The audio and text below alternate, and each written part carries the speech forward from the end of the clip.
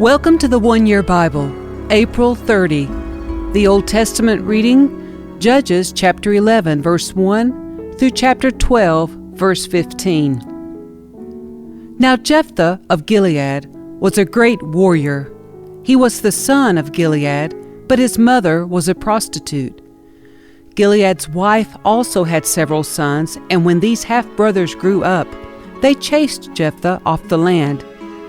"You will not get any of our father's inheritance," they said, "for you are the son of a prostitute."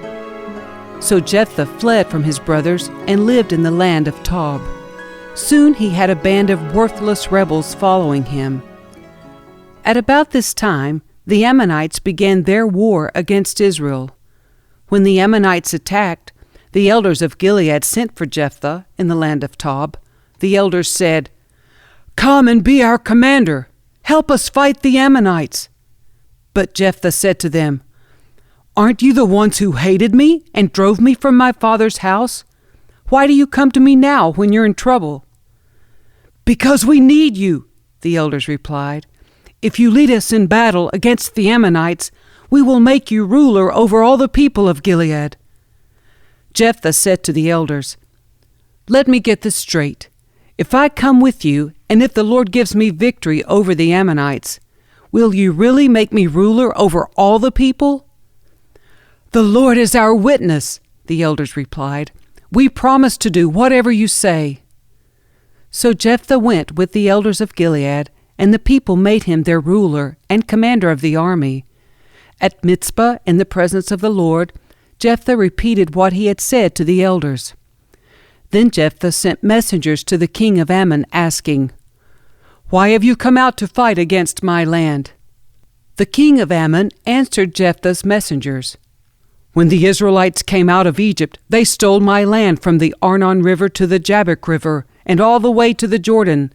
Now then, give back the land peaceably." Jephthah sent this message back to the Ammonite king. "This is what Jephthah says. Israel did not steal any land from Moab or Ammon. When the people of Israel arrived at Kadesh on their journey from Egypt after crossing the Red Sea, they sent messengers to the king of Edom asking for permission to pass through his land. But their request was denied. Then they asked the king of Moab for similar permission, but he wouldn't let them pass through either. So the people of Israel stayed in Kadesh. Finally, they went around Edom and Moab, through the wilderness. They traveled along Moab's eastern border and camped on the other side of the Arnon River. But they never once crossed the Arnon River into Moab, for the Arnon was the border of Moab. Then Israel sent messengers to King Sihon of the Amorites, who ruled from Heshbon, asking for permission to cross through his land to get to their destination. But King Sihon didn't trust Israel to pass through his land. Instead, he mobilized his army at Jahaz and attacked them. But the Lord, the God of Israel, gave his people victory over King Sihon. So Israel took control of all the land of the Amorites who lived in that region, from the Arnon River to the Jabbok River, and from the eastern wilderness to the Jordan.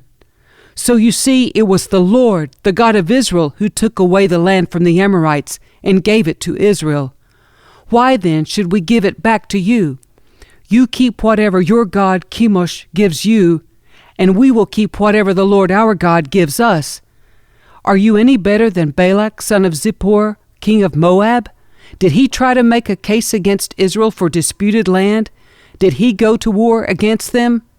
Israel has been living here for 300 years, inhabiting Heshbon and its surrounding settlements, all the way to Aroer and its settlements, and in all the towns along the Arnon River. Why have you made no effort to recover it before now? Therefore I have not sinned against you, rather you have wronged me by attacking me. Let the Lord, who is judge, decide today which of us is right, Israel or Ammon." But the king of Ammon paid no attention to Jephthah's message. At that time the Spirit of the Lord came upon Jephthah, and he went throughout the land of Gilead and Manasseh, including Mizpah in Gilead, and from there he led an army against the Ammonites. And Jephthah made a vow to the Lord. He said, "If you give me victory over the Ammonites, I will give to the Lord whatever comes out of my house to meet me when I return in triumph.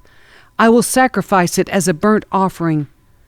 So Jephthah led his army against the Ammonites, and the Lord gave him victory.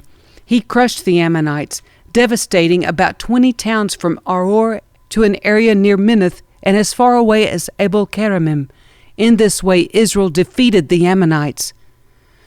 When Jephthah returned home to Mizpah, his daughter came out to meet him, playing on a tambourine and dancing for joy. She was his one and only child. He had no other sons or daughters.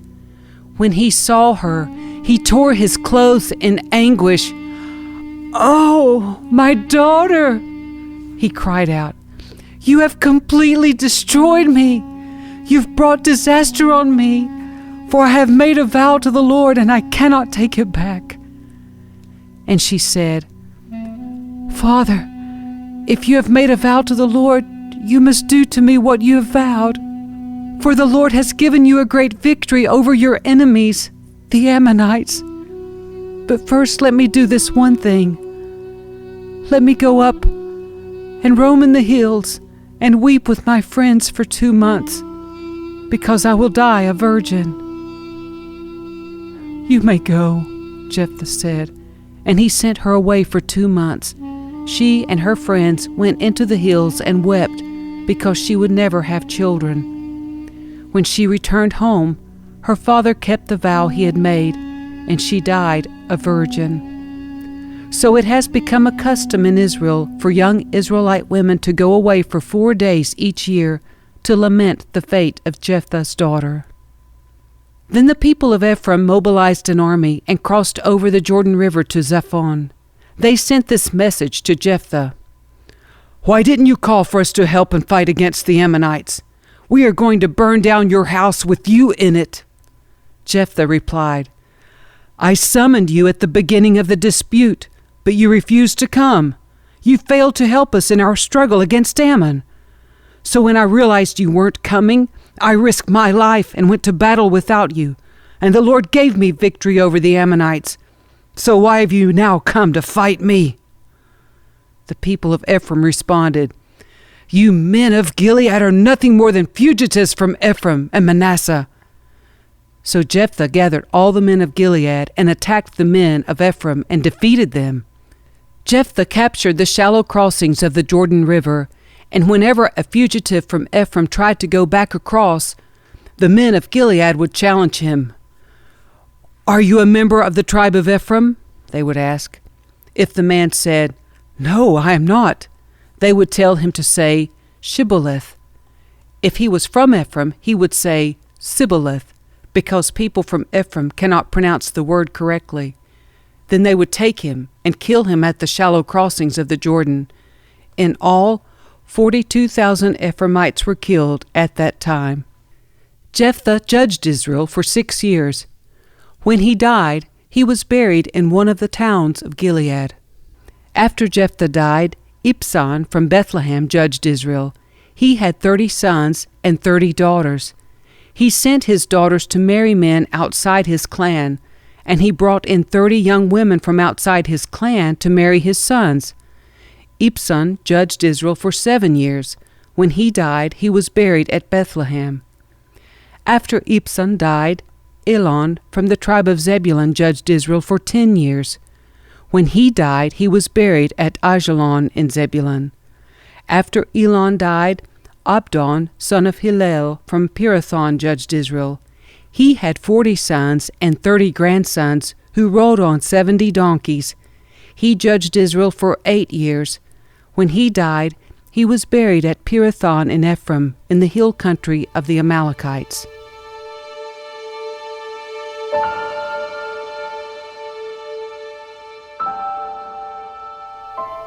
The New Testament reading, John chapter 1, verses 1 through 28. In the beginning, the Word already existed. The Word was with God, and the Word was God.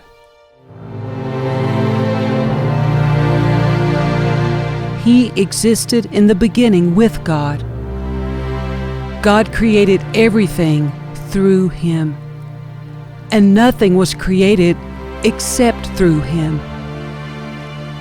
The Word gave life to everything that was created, and His life brought light to everyone. The light shines in the darkness, and the darkness can never extinguish it. God sent a man, John the Baptist, to tell about the light so that everyone might believe because of his testimony. John himself was not the light. He was simply a witness to tell about the light, the one who is the true light, who gives light to everyone, was coming into the world. He came into the very world He created, but the world didn't recognize Him. He came to His own people, and even they rejected Him. But to all who believed Him and accepted Him, He gave the right to become children of God. They are reborn, not with a physical birth resulting from human passion or plan, but a birth that comes from God. So the Word became human and made His home among us. He was full of unfailing love and faithfulness, and we have seen His glory, the glory of the Father's one and only Son. John testified about Him when he shouted to the crowds, "This is the one I was talking about when I said, 'Someone is coming after me who is far greater than I am, for He existed long before me.'" From His abundance, we have all received one gracious blessing after another. For the law was given through Moses, but God's unfailing love and faithfulness came through Jesus Christ. No one has ever seen God, but the unique one, who is Himself God, is near to the Father's heart. He has revealed God to us. This was John's testimony when the Jewish leaders sent priests and temple assistants from Jerusalem to ask John, "Who are you?" He came right out and said, "I am not the Messiah." "Well then, who are you?" they asked. "Are you Elijah?" "No," he replied. "Are you the prophet we are expecting?" "No." "Then who are you? We need an answer for those who sent us. What do you have to say about yourself?" John replied in the words of the prophet Isaiah, "I am a voice shouting in the wilderness, 'Clear the way for the Lord's coming.'" Then the Pharisees who had been sent asked him, "If you aren't the Messiah, or Elijah, or the prophet, what right do you have to baptize?" John told them, "I baptize with water, but right here in the crowd is someone you do not recognize. Though his ministry follows mine, I'm not even worthy to be his slave and untie the straps of his sandal." This encounter took place in Bethany, an area east of the Jordan River where John was baptizing. Psalm 101, verses 1 through 8. I will sing of your love and justice, Lord. I will praise you with songs. I will be careful to live a blameless life. When will you come to help me? I will lead a life of integrity in my own home. I will refuse to look at anything vile and vulgar. I hate all who deal crookedly. I will have nothing to do with them. I will reject perverse ideas and stay away from every evil. I will not tolerate people who slander their neighbors. I will not endure conceit and pride. I will search for faithful people to be my companions. Only those who are above reproach will be allowed to serve me. I will not allow deceivers to serve in my house, and liars will not stay in my presence.